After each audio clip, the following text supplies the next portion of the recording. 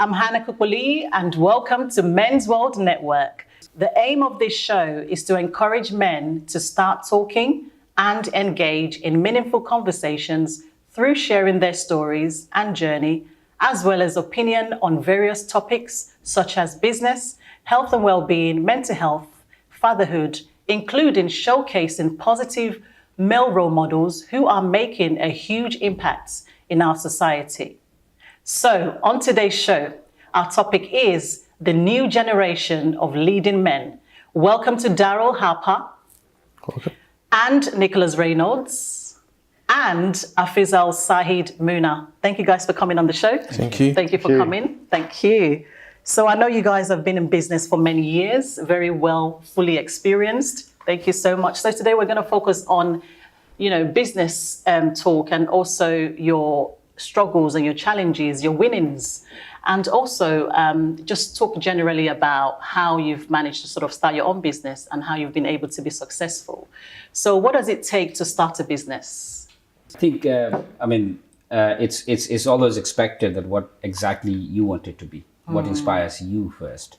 Because I believe many people describe things in many ways, but it's better to ask yourself, what do you want to be? Yeah. What do you want to achieve from your business? Indeed. That will kind of like nullify the whole process of where you want it to be. So it comes from your bright idea. Absolutely. What about you, Daryl? I think there's two different types of businesses. You've got the business that you love, that you're passionate about, and it also makes you an income. Because if it doesn't make you an income, it's charity work, it's voluntary work. That's true. But you've also got the business that just makes business sense. You may not be passionate about it, you may not love it, but it just makes business sense. So it really depends on where you fall, because I don't think everyone has great business ideas, but what they could be is the type of person that partners with someone who's got an amazing idea. They may be a great starter, but not a fantastic finisher. So sometimes it's about partnering with someone that you both collaborate and you work in synergy and you get the business done. And I think a lot of us, we need that, that kind of mentor to kind of help us and support us in sort of starting a business, isn't it? So when it comes to the essentials that you need in starting a business, what are the key essentials when it comes to, starting a business? Well, getting the idea is a starting point. Yeah.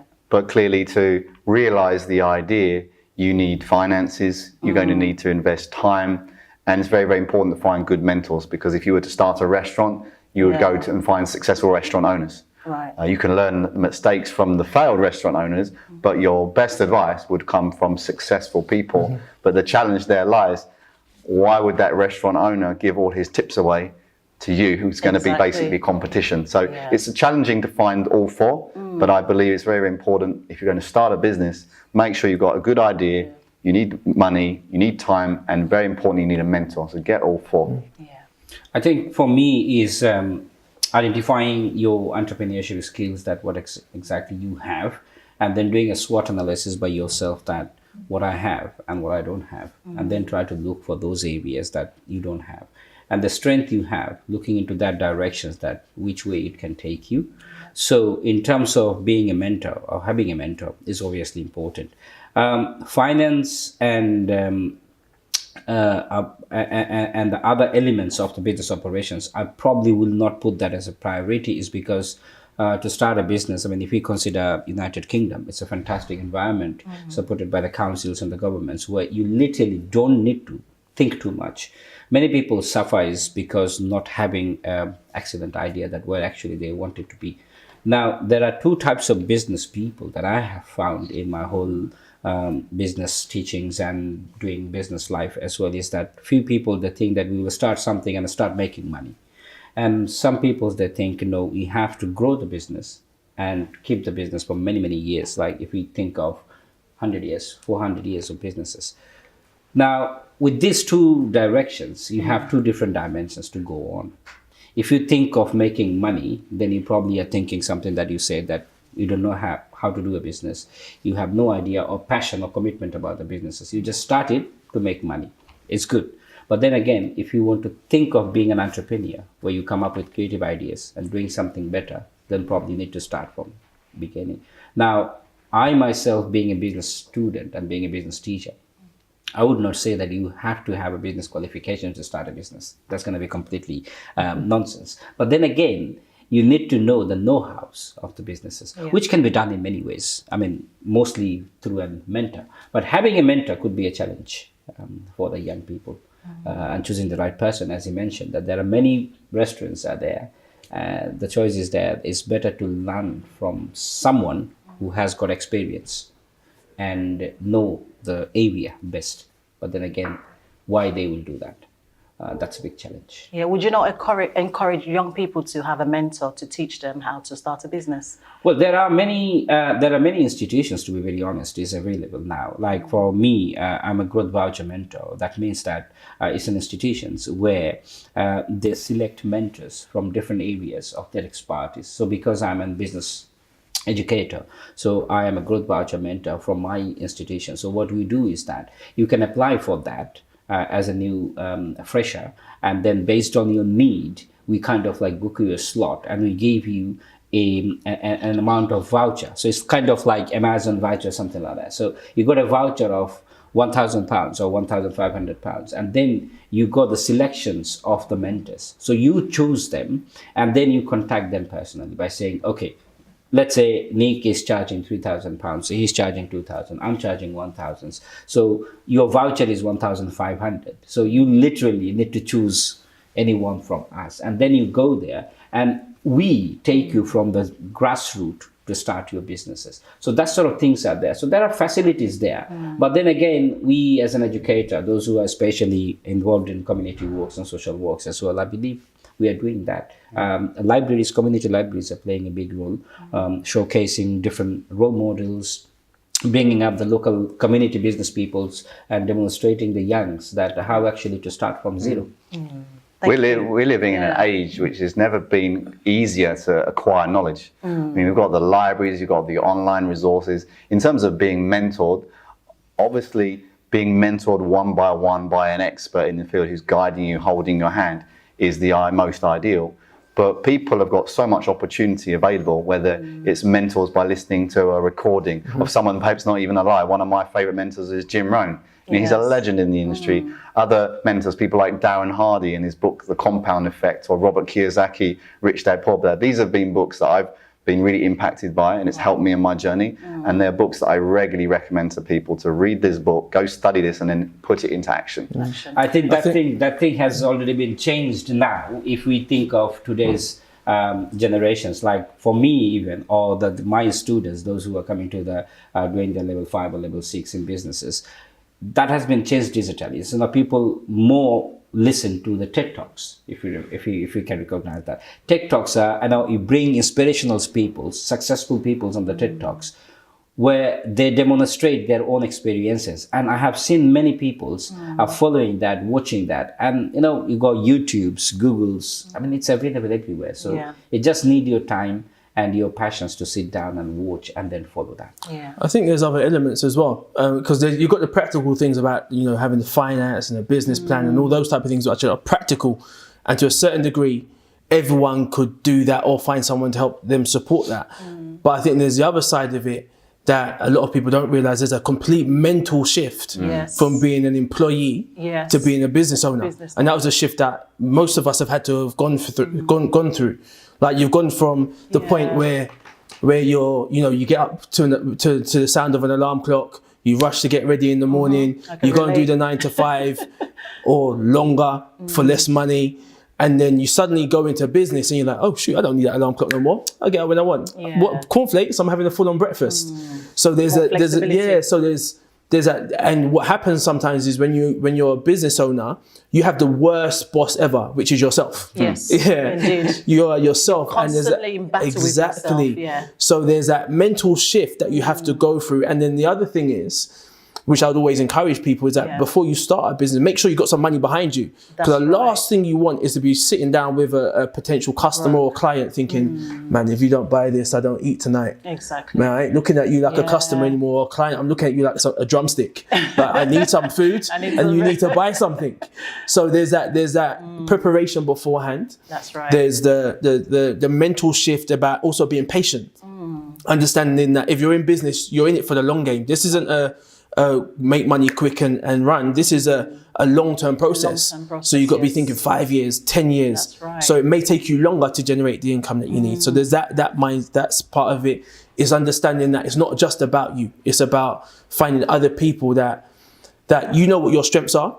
My thing is very much stay in your lane and mind your business. Yes. Like work on your strengths, hire your weaknesses. So the things you're not good at, pay someone else to do. Things that you're good at, you stay in Focus that on lane. it, yeah. Because what happens a lot of time in business, some people think, oh, I don't have the money, so I've got to do the accounts, I've got to do the business plan, I've got to go and get the customers, I've got to go get the clients, I've got to go and do everything. And then all that happens is you're doing all the things you're not good at. You feel drained. And then it starts to fall apart. That's so right. there's that side of learning how to delegate, not dump, because there's a difference between dumping and delegating. Yes. Understanding how to delegate, there's understanding of patience and focus, and that never die, never quitting attitude. So there's all those other elements that are part of it as well, that sometimes as a aspiring business owner, you just forget about, or you don't even notice, because these are the intangible things that you just don't understand yet, or you don't realize. Daryl, I really like those points that you've made. I think they're very, very strong and very, very powerful, because often enough in business, which we tend to give up because there's nobody there to kind of guide us. And, starting from a very small business, you always need someone as a leader who's done it already to support you and to guide you. So, how do you guys define success? What is success to you? To me, success is relative. So to me, success is that you've achieved what you said you was going to achieve. So sometimes, people use money as a sign of success. So if I've made this amount of money, I'm successful. And yeah, that could be it. And that's a good measuring stick or yardstick.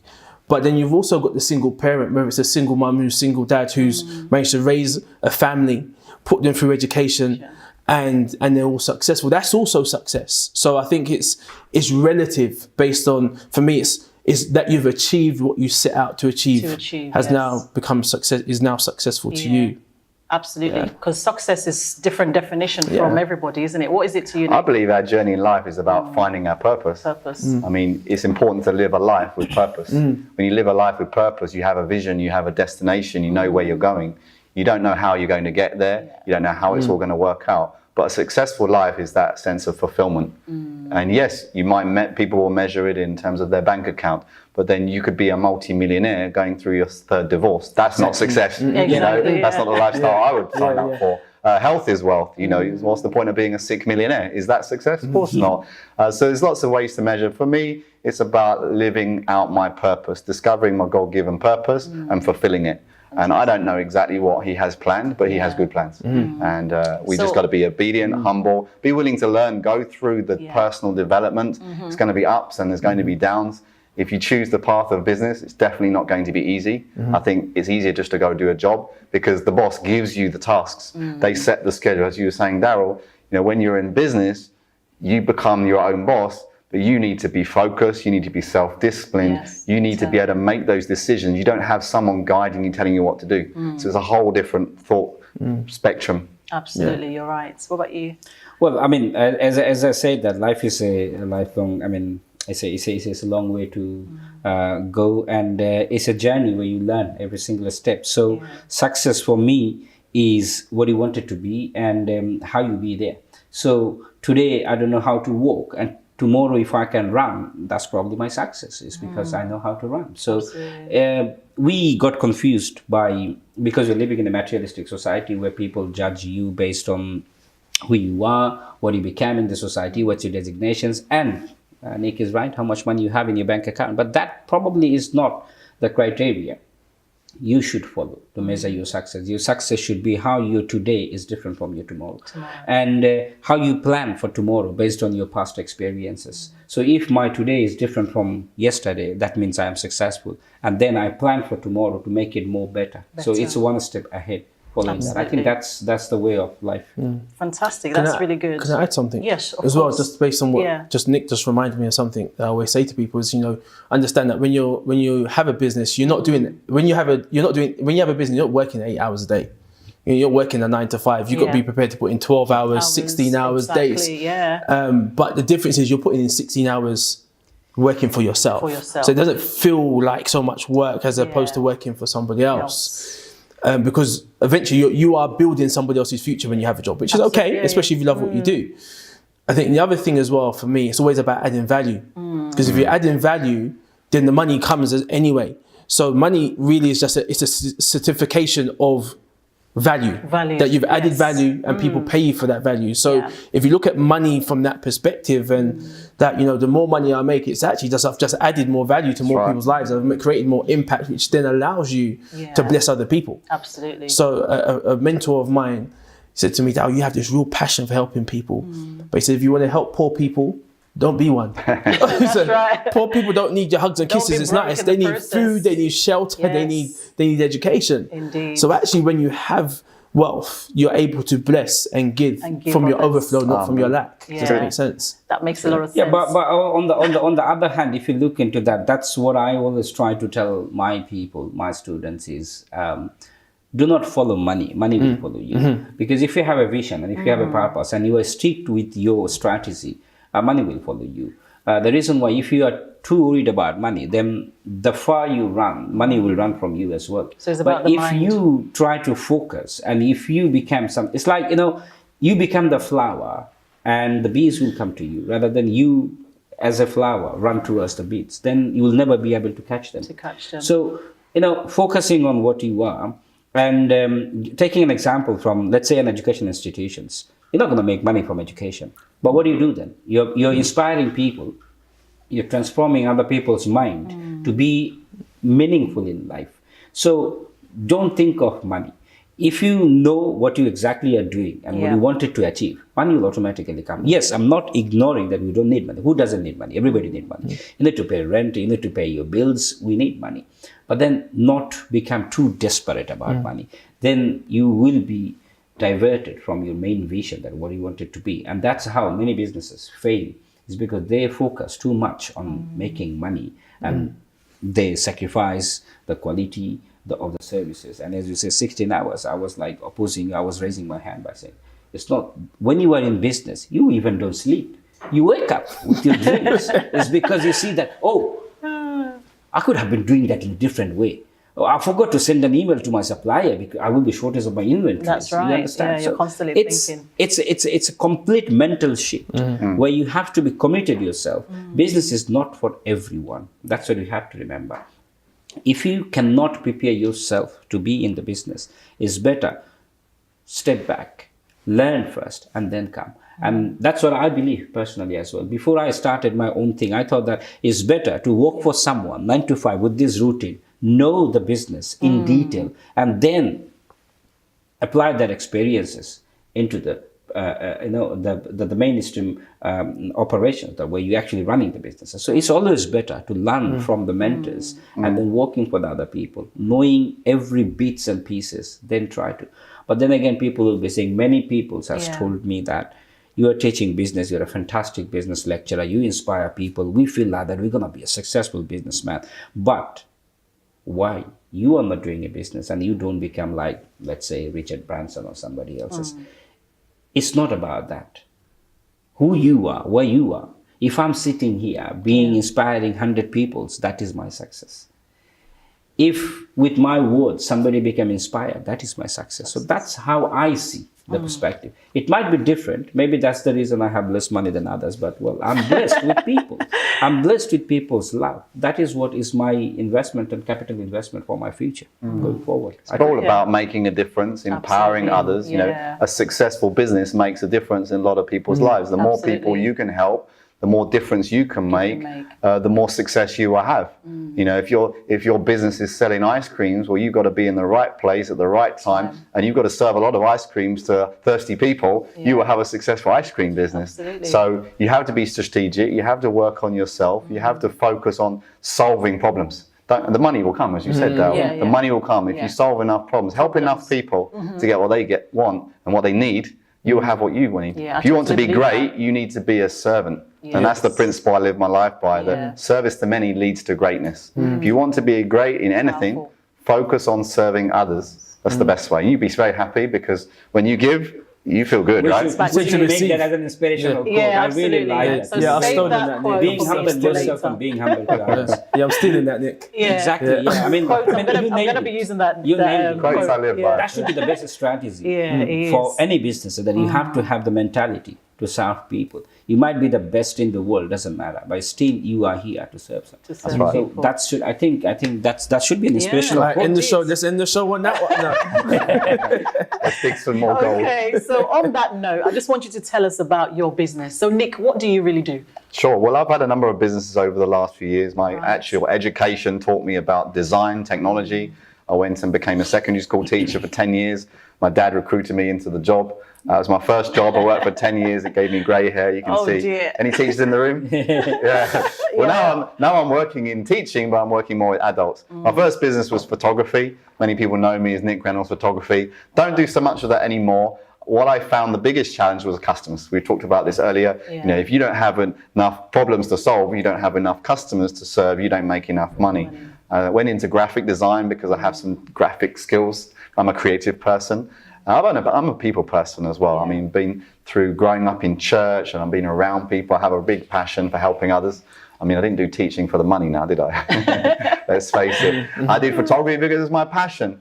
But, you know, you can do something you're passionate about, but is it going to be financially viable? There lies the challenge. And I needed a way to scale that business to generate enough income. But then a few years ago, a friend introduced me to a very successful business mentor, and I decided to team up with him. He just shared with me a simple plan where I can get paid when people are using something as simple as a mobile phone, gas, electricity. These are essential services, and it just seemed like a complete no-brainer. And what inspired me the most was that he would be willing to mentor me. And it's not going to cost the earth thousands of pounds. No way. In fact, he's just guided me every step of the way. So that was 5 years ago.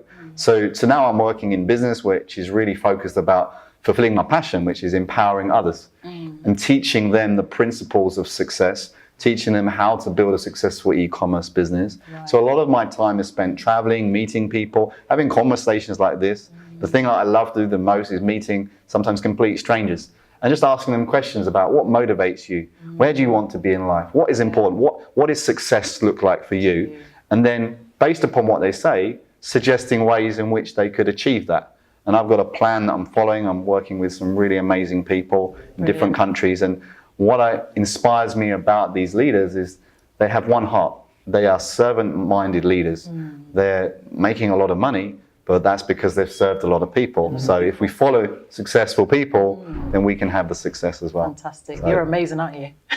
So are you. Amazing. We're made in Over the to image you. of God. We are amazing people. We've got so much opportunity. Indeed, we have. And we have to use what we've given. Yeah. And, you know, we reap what we sow.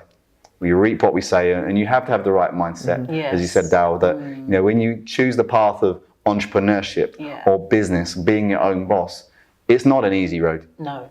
You've got to go out there, you need to hustle, you need to do long hours, you've got to have a long-term vision. I think Steve Jobs said it, that if you have a big enough vision, the vision you don't need to be pushed to do something. Yeah. The vision pulls you.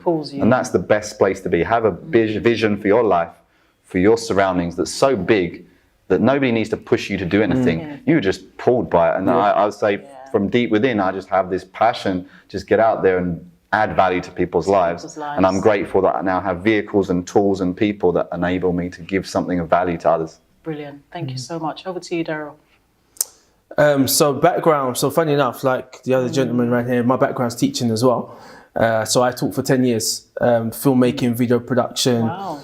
Loved it for about 8 years and then completely fell out of love with it. I felt for me, the educational system had changed when I was there. So I worked in college and it got to a point where it was less about results, it was more about the bums and the seats, in my opinion. In your opinion, yeah. okay.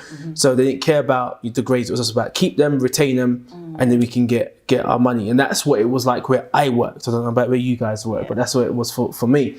So I then, once again, came across a business mentor, and I've been running a financial education company now for 11 years. Yeah. I got into finance really because of what I had experienced myself growing up as a youngster. My parents essentially separated because of money.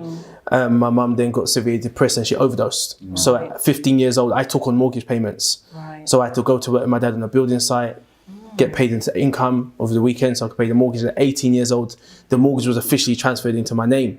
Wow. So I'd seen At what... the age of 18? At the age of 18. So I'd seen what... It wasn't that we were a poor family, but I just saw when you don't... what a lack of money can do to a family. Was you working? Yeah. At the age of 18? Funny enough, I started working from the age of 4. So my dad had me on the building site at the age of 4. It's like child abuse, to be fair.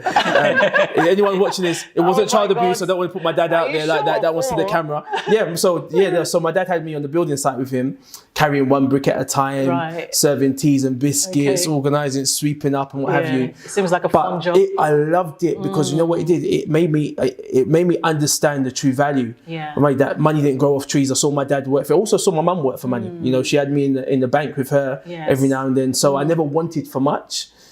So I understood that you had to, at that point, this is where the switch had to happen. Yeah. To me, you had to work hard for money. Right. So I saw my dad working hard, saw my mum working hard. Then I realized it wasn't about working hard, it was about working smart or working hard at working smart. So now the passion is about teaching other people how to pay the debts off sooner, how to get their money working hard for them. Not just for them, but for generations to come. It's about leaving that generational wealth within the family. So it's not just about you, it's about your children's children. Yeah. It's not just about your children's children, it's about other people's children. Because once you can help the masses, you help yourself anyway. So it goes back to adding value, it goes back to service, it goes back to all of those things where it's funny because when we were outside talking, someone said, isn't the money the root of all evil? I think they were just testing me. I said, no, it says the love of money is the root of all evil. Good people with money will do good things with it. Bad people with money will do bad things just on the bigger scale. So what money really does is amplify what's really in your heart. Yeah. So you put money in the hands of the right person, they'll do amazing things with it. But I've also seen the other side of it when you don't have a lot of money that, you know, I've seen depression, I've seen stress, people commit suicide because of money, families break up because of money. So it's a real, it's bigger than just money, it's about what it represents and how it makes people feel at the same time. Does that make sense? Yes. Let's go back to when you was 18. Yes. And you started to... 1 year ago. You had a responsibility. So young. No wonder why you look amazing. And you started to pay the mortgage. You had the responsibility to pay the mortgage. So for young people who are looking at you right now, who are 18 and, for example, maybe they have that responsibility because something has happened to their family, their mum and their dad. How is it possible for you to be able to do that? What job was you doing? Funny enough, well, to be fair, it was just normal to me. So I didn't see it as anything special. Was you working full time? So at that point, I started teaching at 18 years old. Okay, that's you another had finished story. College and... So I went to college. Yeah. I was doing, I've dropped out of college because my mum was in and out of hospital initially. In and out of work as well because she was depressed for about 5 years. Okay. So she cried herself to sleep most nights. So I was brought up around that for a long period of time. She's fine now, so she would never know. Thank God.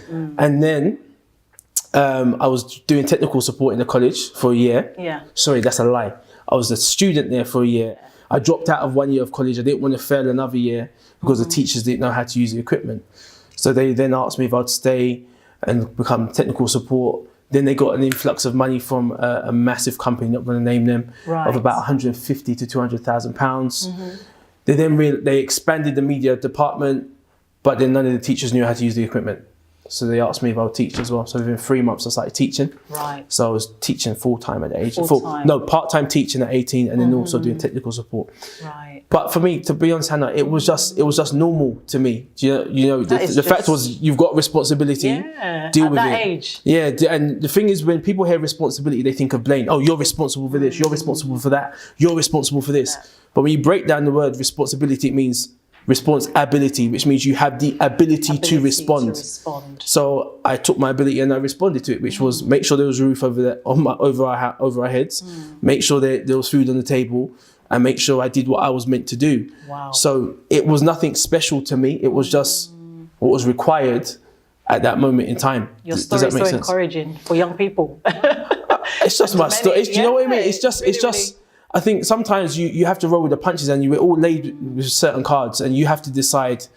Are you gonna fold or are you gonna play them? Yes. I didn't have an opportunity to fold. I only had the opportunity to hand them out and play with them. And you have these pivotal points in life, and these pivotal points can either make you or break you. So I never regret anything that has happened in the past because I don't know if I'd be where I am today. I could be in a better place, I could be in a worse place. But because of what's happened, it's turned me into this person that I am now, which I love. I love my life.